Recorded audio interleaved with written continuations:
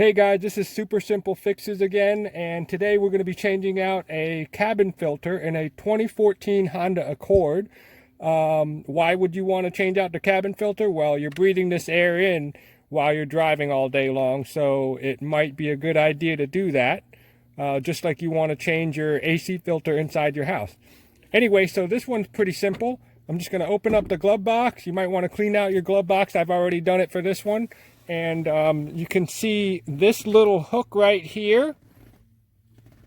There's a little hook right there that I'm just going to go ahead and push down, take the pressure off of it, and pop it right off. See, it came right off right there.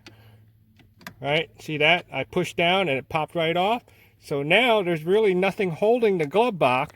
All I got to do here is I'm going to take the pressure off, take it off just like that, bring it up, squeeze it on each side, and it comes down, right? So right here, now you can see where the cabin filter is housed. So that's the cabin filter casing. All I got to do now is I'm going to reach in there, these little tabs, if you can see it, you're going to squeeze the tabs in, and it pops this part off. This is the cabin filter cover. All right, so I'm going to pop that off, pull the cabin filter out, and hopefully you're at an auto parts store or Walmart or something like that. You can go in there and take a look at the catalog and see what kind of filters they have. You probably do that first. But anyway, so you can see this one's not super old, but there's a lot of junk in it, right?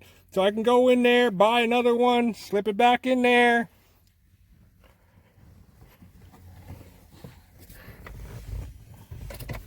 Make sure you put it in the right way because it'll tell you which side is up and which side's supposed to be down.